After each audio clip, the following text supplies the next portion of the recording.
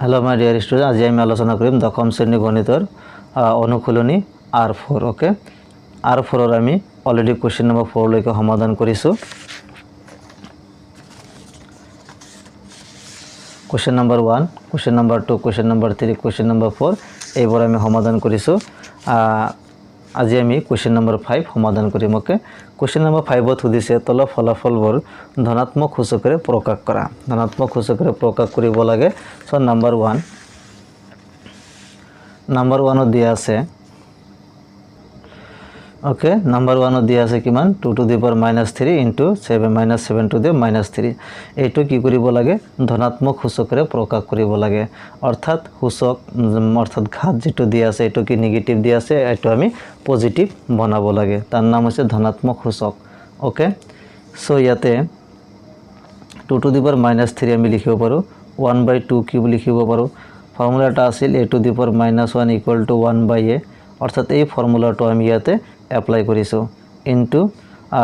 ইয়াতে একেই 1/-7 to the power 3 আহিব অৰ্থাৎ ধনাত্মক সূচকেৰে আমি প্ৰকাশ কৰিব লাগে সেই কাৰণে এই নেগেটিভ মানবোৰ আমি পজিটিভ মান লৈ ৰূপান্তৰ কৰিম ওকে সো 1/2 কিউব 1/-7 কিউব অৰ্থাৎ ইয়াতে -7 আছে এটো প্লাস কৰিব নালাগে আমাক ঘাত যেটো দিয়া আছে হেটো প্লাস কৰিব লাগে কাৰণ কোৱেশ্চনত সোৱা তলৰ ফলাফলবোৰ ধনাত্মক সূচকেৰে প্ৰকাশ কৰা ওকে ধনাত্মক সূচক অৰ্থাৎ ঘাতটো আমি পজিটিভ লৈ নিব লাগে এতিয়া ওপৰত 1 ৰ লগত 1 পূৰণ কৰিলে 1 হয় আৰু তলত ইয়াতে 2 ইয়াতে -7 আৰু ঘাত সেম আছে তেনেহলে ভূমিটো আমি পূৰণ কৰিব লাগিব 2 into -7 সেকেন্ড ব্ৰেকেট দিম কাৰণ ইয়াতে ব্ৰেকেট আছে ওকে তো ইয়াতে 3 দিব লাগিব কাৰণ এটা ফৰ্মুলা আছিল ফৰ্মুলাটো হল a into b equal to m এটো আমি লিখিব পাৰো a to the power m into b to the power m অৰ্থাৎ এনেকুৱা থাকিলে a to the power m আৰু b to the power m অৰ্থাৎ ভূমি বেলেগ বেলেগ আৰু যদি ঘাত সেম হয় তেনেহলে আমি a into b to the power m এনেকুৱা ফৰ্মত লিখিব পাৰো ওকে গতিকে এটো 2 কিউব আৰু -7 কিউব a আৰু b বেলেগ বেলেগ হয় ভূমি বেলেগ বেলেগ হয় সেই কাৰণে পূৰণফল হিচাপে লিখি ঘাত সেম আছে ওকে সেম হিচাপত লিখিছো তো ওপৰত কিমান দিয়া আছে 1 দিয়া আছে তলত 2 into 7 কিমান হয় -14 সো -14 ওপৰত কিমান দিয়া আছে 3 দিয়া আছে গতিকে ইয়াতে সূচকটো কি পজিটিভ লৈ পৰিৱৰ্তন হৈ গল গতিকে এটো হল আমাৰ आंसर क्वेश्चन नंबर 2 to दिसे -3 to the power 4 okay question 2 to दिसे -3 to the power -4 into 5/3 to the -4 ইয়াতে ধনাত্মক সূচকেৰে কি কৰিব লাগে প্ৰকাশ কৰিব লাগে ওকে সো এটো 1/-3 to the power 4 লিখিব পাৰো ওকে আগৰ নিচিনা ফৰ্মুলা আমি এপ্লাই কৰিছো okay 1/-3 to the power 4 into ইয়াতে এটো যেহেতু নেগেটিভ হৈ আছে আমি ধনাত্মক অৰ্থাৎ পজিটিভ লৈ পৰিৱৰ্তন কৰিম ভগ্নাংশ যেহেতু আছে গতিকে লবটো হৰ কৰিম আৰু হৰটো লব কৰিম ওপৰটো তলত দিম তলৰটো ওপৰত দিম ওকে সো 3 টো ওপৰত যাব আৰু 5 টো তলত আহিব ওকে 3/5 টু দি পাৱাৰ কিমান আহিব 4 আহিব ওকে এইখিনি হল এতিয়া 1/-3 to the power 4 ইয়াৰ মানটো কিমান আহিব যেহেতু ইয়াতে 4 টো যুগ্ম সংখ্যা হয় যুগ্ম সংখ্যা থাকিলে এটো প্লাস হৈ আহিব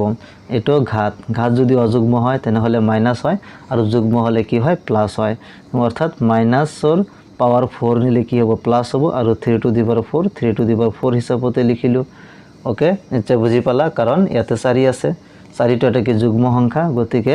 মাইনাসৰ পাৱাৰ যুগ্ম যদি লোৱা হয় তেনেহলে প্লাস হয় ওকে আৰু যদি এটো অযুগ্ম থাকে তেনেহলে কি হল হেতেন মাইনাস হল হেতেন 1/3 to the power 4 into ওপৰত কিমান দিয়া আছে 3 to the power 4 গতিকে এটা আমি ভাঙি দিম অৰ্থাৎ 3/5 দি ব্ৰেকেট দিয়া আছে তাৰ মানে 3 to the power 4 হ'ব আৰু 5 to the power 4 হ'ব সো 3 to the power 4 ওপৰত লিখিলো আৰু 5 to the power 4 আমি এনেকৈ লিখিলো 3 to the power 4 3 to the power 4 cancel গল ইয়াতে বাকি থাকিল 1/5 to the power 4 এইটো হল আমাৰ आंसर ধনাত্মক সূচকেৰে প্ৰকাশ কৰা হল সোয়া क्वेश्चन नंबर 5 আমি সমাধান কৰিলো क्वेश्चन नंबर 5 দুটা হৈ গল এতিয়া সোয়া क्वेश्चन नंबर 6 তলৰ সংখ্যাবোৰ প্ৰামাণিক ৰূপত প্ৰকাশ কৰা মোস্ট ইম্পৰ্টেন্ট ইয়াতে কিমান দি আছে 34300000 এইটোক আমি কি প্ৰামাণিক ৰূপ অৰ্থাৎ আদৰ্শ ৰূপলৈ বা মান্য ৰূপলৈ পৰিৱৰ্তন কৰিব লাগে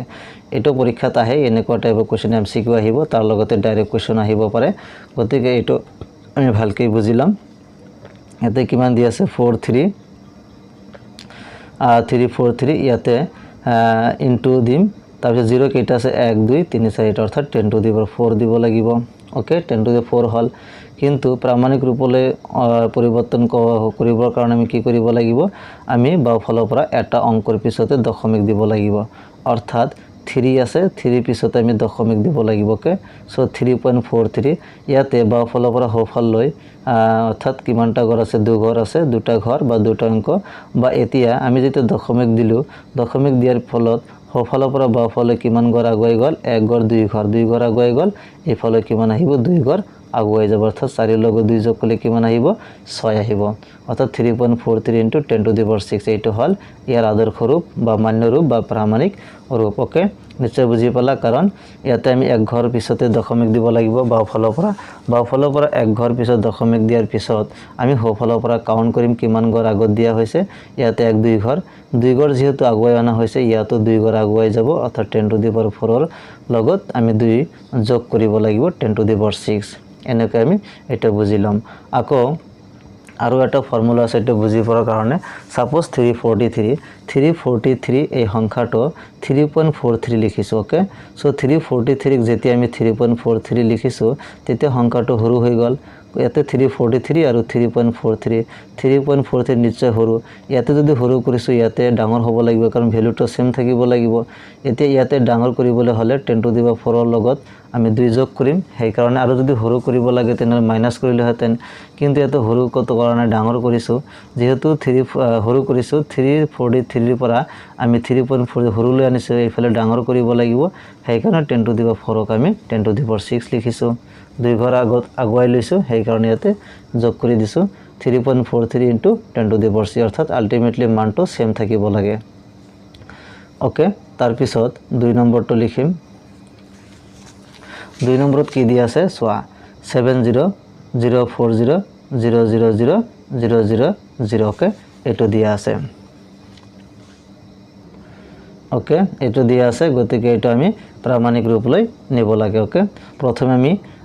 এই 0 লৈকে অৰ্থাৎ এই 0 ৰ পিছত আৰু কোনো অশূন্য অংক নাই গতিকে এইখিনি আমি লাষ্ট বুলি ধৰি লব পাৰো এইখিনি আকৌ লিখিলাম আগৰ নিচিনা 7004 তাৰ পিছত আমি ইনটু দিম ওকে ইয়াতে মাজত দুটা 0 আছে এই 0 কাৰণে আমি ইনটু দিব না ইয়াতে 7 ইনটু দিব নোৱাৰো কাৰণ এই দুটা 0 পাছত কিমান আছে 4 আছে গতিকে 7004 লিখি তাৰ পিছত ইনটু দিম ইনটু দিয়াৰ পিছত 10 টু দি পাৱাৰ লিখিব লাগিব ওকে 10 টু দি পাৱাৰ কিমানটা 0 আছে 1 2 3 4 5 6 7 সাতটা 0 আছে 10 to the power 7 okay 10 to the power 7 10 ৰ যেটো 0 আছে এটা আমি কাউন্ট নকৰিম 10 টু দি পাৱাৰ 7 মানে 1 ৰ পিছত 7টা 0 10 টু দি পাৱাৰ 5 মানে 1 ৰ পিছত 5টা 0 10 টু দি পাৱাৰ 10 মানে 1 ৰ পাছত 10টা 0 ওকে 10 টু দি পাৱাৰ 7 মানে 1 ৰ 7টা 0 1 2 3 4 5 6 7 ওকে 7টা 0 আছে এতিয়া আগৰ নিচিনাকৈ ইয়াতে যেনেকৈ কৰিছিলো দশমিকটো আমি দিব লাগিব এটা অংকৰ পিছতে ওকে 7.004 ওকে এতিয়া সোঁফালৰ পৰা আমি যদি কাউন্ট কৰো 1 2 3 ঘৰ আগুৱাই আহিছে ইয়াতে 3 ঘৰ আমি যোগ কৰিব লাগিব সো কিমান আহিব 7 ৰ লগত 3 যোগ কৰিলে 10 আকৌ 7004 ইয়াতে আমি 7.004 লৈ যদি লিখো সংখ্যাটো সৰু হৈ গল ইয়াতে পাৱাৰ তেনেহলে বেছি হ'ব লাগিব 7 সেই কাৰণে 10 হৈছে গতিকে এইটো আমাৰ आंसर तार पिছত 3 নম্বৰ দিয়া আছে 0.00000015 এইটো আমি সমাধান কৰিম এতিয়া সোয়া নাম্বার 3 দিয়া আছে 0.00000015 ওকে ইয়াতে যেহেতু দশমিক ইয়াতে দশমিকৰ পিছত 0 বোৰ দিয়া হৈছে আগত ডাইৰেক্ট সংখ্যা লিখা হৈছিল ডাঙৰ সংখ্যা কিন্তু ইয়াতে দশমিকটো দিয়া হৈছে এনেকুৱা সংখ্যা থাকিলে আমি যেটো অহন্য অংক আছে 15 টো ফোকাস কৰিব লাগিব 15 টো আমি 1.5 লিখিম ওকে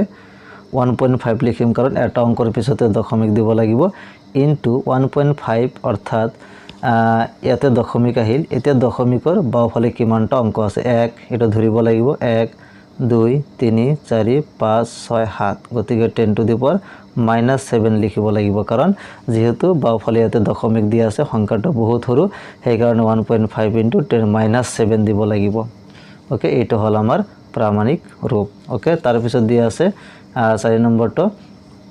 আগৰ নিচিনাকৈ ইয়াতে লাষ্টত কিমান দিছে 1436 সংখ্যাটো লিখি ললো ইয়াতে দশমিক দিব লাগিব ওকে এটা ঘৰৰ পিছতে আমি কি দিব লাগিব দশমিক দিব লাগিব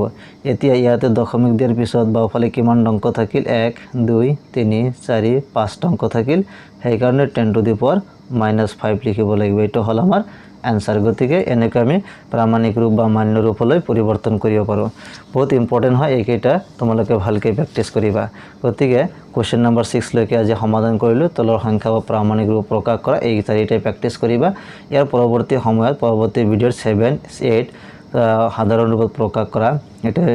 এম মান নিৰ্ণয় কৰা এটো বহুত ইম্পৰ্টেন্ট হয় এইবোৰ আমি সমাধান কৰিম